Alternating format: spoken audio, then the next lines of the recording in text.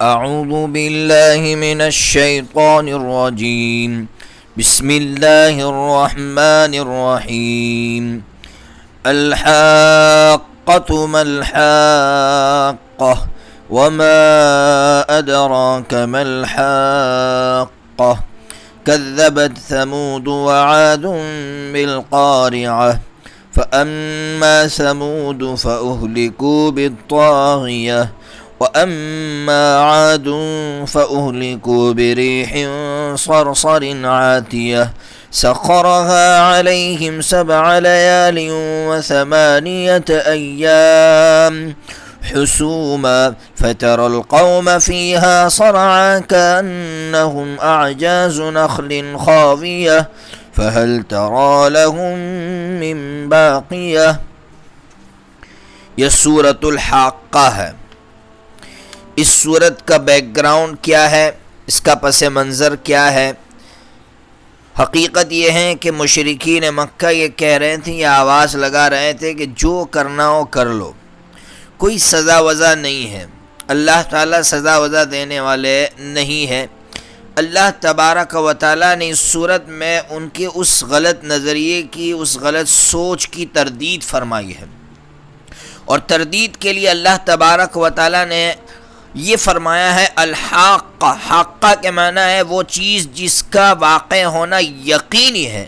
اللہ فرماتے سزا یقینی ہے، اور سزا کی ابتدا قیامت کے دن سے ہوگی، اور قیامت کو حاقہ کہا جاتا ہے اس لیے کہ قیامت کا وقوع، اس کا واقع ہونا یقینی ہے۔ تو یہ اللہ تبارک و تعالیٰ نے ان کے نظریے کی تردید فرمائی، اور پھر ثبوت کے لیے اللہ تبارک و تعالیٰ نے پچھلی قوموں کے واقعات بیان فرمائے۔ اللہ تعالیٰ فرماتے کہ دیکھو جو تم سے پہلے قومیں گزری ہے، انہوں نے غلط کام کیے تو ہم نے ان کو دنیا میں ہی تباہ و برباد کر دیا۔ تو پھر عقل یہ کہہ رہی ہے کہ وہ قومیں جنہوں نے غلط کام کیا اللہ نے ان کو دنیا میں سزا دی، تو آخرت میں تو بطریق اولا سزا دے گا۔ اب ان قوموں میں کن کا ذکر کیا ہے؟ قوم سمود کا ذکر کیا ہے، قوم عاد کا ذکر کیا ہے، اور قوم فرعون کا ذکر کیا ہے۔ ان تینوں قوموں کا ذکر کیا ہے۔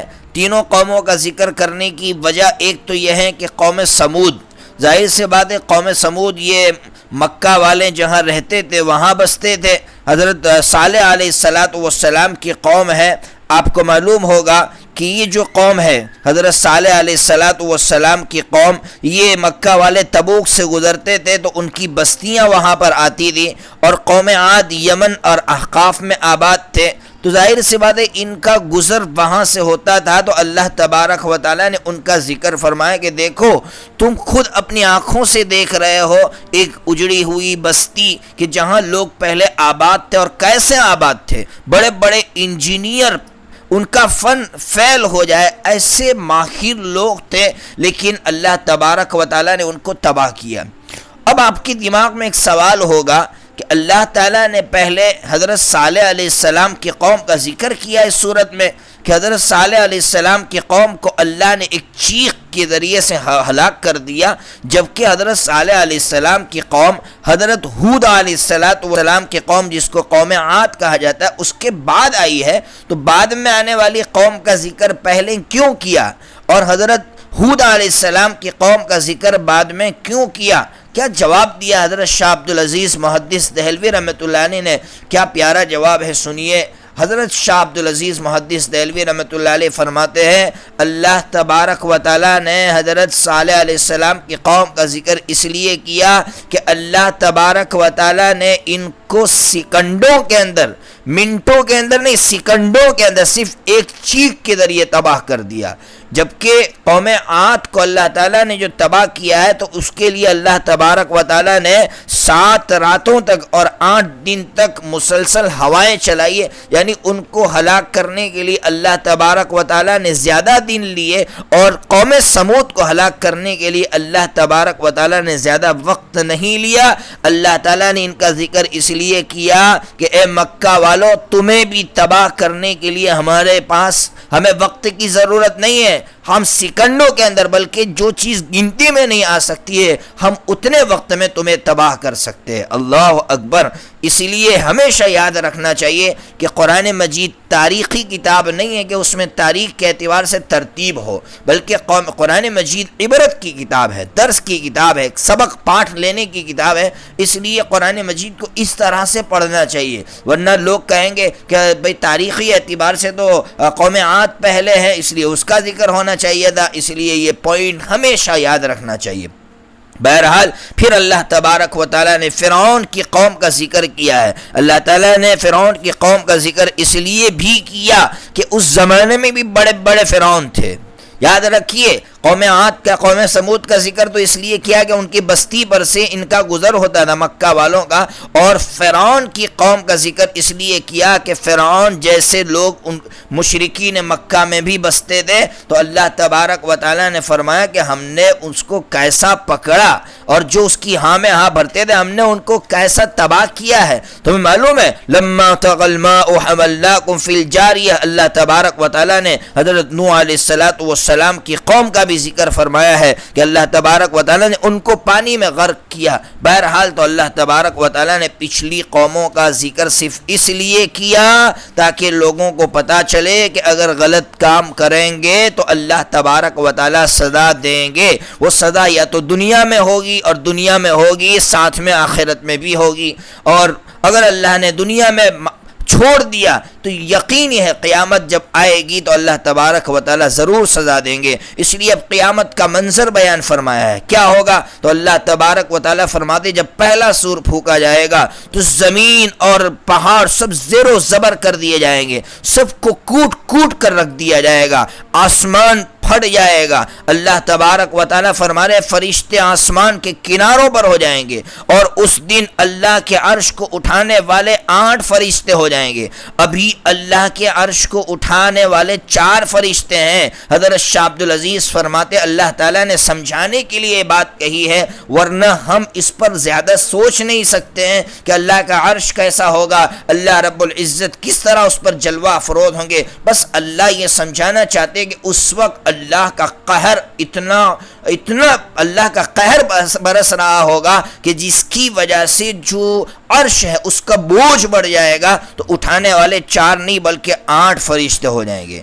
پھر کیا ہوگا؟ اللہ تبارک و تعالیٰ سوچئے کیا فرما رہے، اللہ فرماتے پھر تمہیں پیش کیا جائے گا، اللہ رب العزت کے سامنے پیش کیا جائے گا۔ کیا ہوگا؟ اس کے بعد ریزلٹ ہاتھ میں دیا جائے گا۔ اللہ فرماتے جس کا ریزلٹ اس کے دانے ہاتھ میں دے دیا جائے گا وہ چیختا چلاتا ہوا کہے گا ارے پڑھو میرا نام اعمال۔ کیوں تجھے اتنا اچھا نام اعمال ملا، اتنا اچھا رزلٹ کیوں آیا؟ تو وہ کہہ رہا ہے انی ظننت انی ملاق حسابیہ، مجھے یقین تھا کہ مجھے اللہ کو حساب دینا ہے، اس لیے میں نے غلط کام نہیں کیے۔ پھر آگے اللہ فرماتے فہو فی عیشۃ راضیہ، وہ من پسند کی زندگی میں ہوگا، بلند باغات میں ہوگا جس کے پھل بالکل قریب ہوں گے۔ اللہ فرمائیں گے جاؤ کھاؤ پیو مزے لے کر، کیوں؟ اس لیے کہ تم نے دنیا میں اچھے کام کیے۔ لیکن آگے اللہ فرما رہے فَأَمَّا مَنْ أُوتِيَ كِتَابَهُ بِشِمَالِهِ فَيَقُولُ يَا لَيْتَنِي لَمْ أُوتَ كِتَابِيَهْ وَلَمْ أَدْرِ مَا حِسَابِيَهْ۔ عجیب ہے جس کو اس کا رزلٹ بائیں ہاتھ میں دیا جائے گا تو وہ کہے گا کاش مجھے میرا رزلٹ نہ دیا جاتا اور میں نہ جانتا کہ حساب کیا ہے، کاش میں مر جاتا، میری موت واقع ہو جاتی۔ ما اغنى عني مالیہ، میرا مال مجھ کو کچھ کام نہیں آیا۔ ہلک عني سلطانیہ، میری چودراہٹ نے مجھ کو تباہ کر دیا، میری چودراہٹ بھی مجھ کو کچھ کام نہیں آئی۔ پھر اللہ فرشتوں سے کہیں گے خذوہ فغلوا، اللہ فرمائیں گے پکڑو اس کی گردن میں ٹوک ڈالو، ثم الجحیم صلو، پھر اس کو جہنم میں پھینک دو، ثم فی سلسلۃ ذرعها 70 ذراعا فاسلکوہ، پھر اس کو ایسی زنجیر میں جھکڑو جس کی لمبائی 70 گز ہوگی۔ یاد رکھنا وہ 70 گز نہیں ہوگی، عربی میں 70 کا لفظ آتا ہے بہت زیادہ کو بتلانے کے لیے، یعنی بہت لمبی چوڑی زنجیر کے اندر اس کو جکڑ کے جہنم میں پھینک دو۔ کیوں؟ انہو لا یؤمن باللہ العظیم، ہاں اللہ عظیم پر ایمان نہیں لاتا تھا نا، ولا یحض علی طعام المسکین، مسکینوں کو کھلانے پر نہ خود کھلاتا تھا نہ دوسروں کو ابھارتا تھا۔ یاد رکھیں، یہاں درمیان میں ایک بات سمجھاؤں گا، مسکینوں کو کھلانے کا ہرگز یہ مطلب نہیں ہے کہ فقیری کو بڑھاوا دیا جائے۔ آج بھیک مانگنے والوں کو ہم لوگ بھیک دے دے کر بھکاریوں کی تعداد بڑھا رہے ہیں۔ اسلام اس کا نام نہیں ہے کہ بھکاریوں کو بھیک دے کر یا کھانا دے کر ان کو اور بڑا بھکاری بنایا جائے، بلکہ اسلام کا مقصد یہ ہے کہ کسی کی محتاجگی کو دور کیا جائے، اس کے لیے ان کو روزگار دیا جائے، ان کو کاروبار دیا جائے۔ مسلمان ایسا نظام چلائے، پیسے جمع کر کر کے ایسے غریبوں کو روزگار دے، ان کو کمانے والا بنائے۔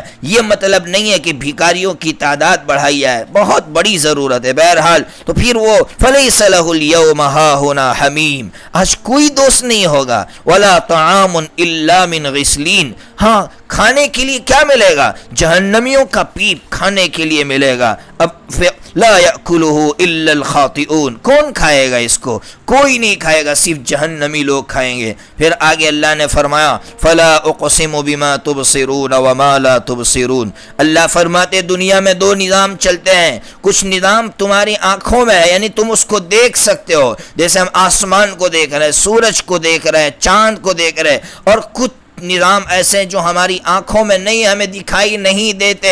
اللہ تعالیٰ فرماتے لیکن تم دونوں نظاموں کو مانتے ہو، مکہ والے دونوں نظاموں کو مانتے تھے، تو اللہ فرما رہے ایک ہمارا نظام قرآن کا نظام ہے، اس لیے اس کو مانو۔ انہ لقول رسول کریم، یہ جو قرآن مجید محمد تمہیں پڑھ کر سناتا ہے نا، یہ جبرائیل کا لایا ہوا کلام ہے، یہ کسی بندے کا کلام نہیں ہے، اللہ کا کلام ہے۔ جبرائیل اس کو ریکارڈ کر کے لے آئے اور حضرت نبی پاک صلی اللہ علیہ وسلم کے دل مبارک پر اتارا ہے، یہ کسی شاعر کا کلام نہیں ہے۔ اللہ فرماتے تم بہت کم ایمان لاتے ہو۔ اس پر ایک واقعہ سناؤ، حضرت سیدنا عمر فاروق رضی اللہ تعالیٰ عنہ کے بارے میں آتا ہے کہ حضرت سیدنا عمر فاروق رضی اللہ تعالیٰ عنہ اپنے خیالات میں مگن تھے، خانہ کعبہ میں آئے، دیکھا کہ حضور پاک صلی اللہ تعالیٰ علیہ وسلم قرآن پڑھ رہے ہیں۔ میں دل میں کہہ رہا تھا کہ یہ تو کسی شاعر کا کلام معلوم ہوتا ہے اور محمد شاعر ہے۔ حضرت نبی پاک صلی اللہ تعالیٰ علیہ وسلم نے اسی وقت یہ آیت پڑھی وما هو بقول شاعر، تو میں نے دل میں کہا ارے یہ تو پھر کاہن معلوم ہوتا ہے، یعنی غیب کا علم اس کو ہو گیا۔ تو فوراً حضور نے آگے پڑھا ولا بقول کاہن قلیلا ما تذکرون، تمہاری عقل بہت چھوٹی ہے۔ حضرت سیدنا عمر فاروق رضی اللہ تعالیٰ عنہ کا دل نرم ہو گیا، اس لیے لوگ جو کہتے ہیں نا کہ بہن کا واقعہ جو پیش آیا اس پر حضرت سیدنا عمر فاروق رضی اللہ عنہ ایمان لائے تھے، نہ آپ کی ایمان لانے کے بہت سارے اسباب رہے ہیں، آپ کے ایمان لانے کے بہت سارے، کبھی موقع ملا تو آپ کو سناؤں گا کہ آپ کے ایمان لانے کی کیا کیا اسباب تھے، ان تمام کو ملائیں گے تب آپ ایمان لائے، صرف ایک واقعے کی وجہ سے آپ ایمان نہیں لائے۔ بہرحال پھر اللہ تعالیٰ نے آگے فرمایا تنزیل من رب العالمین، کس کی طرف سے بھیجا گیا؟ رب العالمین کی طرف سے بھیجا گیا ہے۔ وَلَوْ تَقَوَّلَ عَلَيْنَا بَعْضَ الْأَقَاوِيلِ، اللہ فرماتے کسی کے اندر ہمت نہیں ہے کہ وہ قرآن مجید یا کوئی کلام اپنی طرف سے گڑھے اور اللہ کی طرف منسوب۔ کیا عجیب پوائنٹ بیان فرما، اس کو سمجھو۔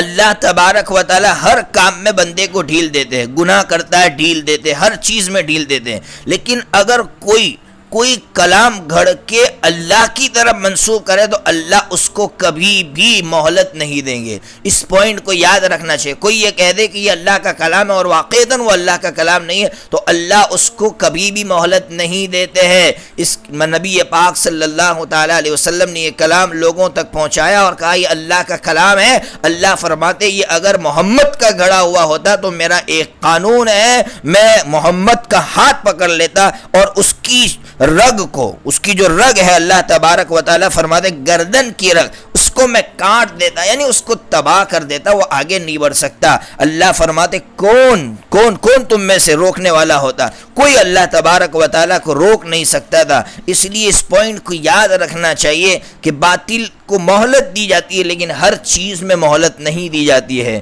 اس لیے غلام احمد قادیانی نے نبوت کا دعویٰ کیا لیکن اللہ تعالیٰ نے دنیا ہی میں ذلیل کر دیا. اس لیے ایسی چیزیں نبوت رسالت ایسی چیزوں میں قرآن مجید ایسی چیزوں میں کوئی اپنی طرف منسوب کرے اللہ تعالیٰ کبھی مہلت نہیں دے دے. پھر فرمایا وَإِنَّهُ لَتَذْكِرَةٌ لِّلْمُتَّقِينَ, اللہ فرماتے ہیں یہ متقین کے لیے نصیحت ہے. وَإِنَّا لَنَعْلَمُ أَنَّ مِنكُم مُّكَذِّبِينَ, ہم جانتے ہیں تم میں سے کچھ جھٹلانے والے ہیں. وَإِنَّهُ لَحَسْرَةٌ عَلَى الْكَافِرِينَ, یاد رکھو یہ قرآن مجید پر بڑے افسوس کا باعث ہوگا, یعنی قرآن یہ لوگ آگے جا کر بہت افسوس کریں گے کاش مان لیتے. وَإِنَّهُ لَحَقُّ الْيَقِينَ, یہ قرآن پاک حق ہے, یقینی ہے, اللہ کی طرف سے اس میں کسی شک و شبہ کی گنجائش نہیں ہے. اللہ تبارک و تعالی ہمیں بھی ایسا ایمان عطا فرمائے.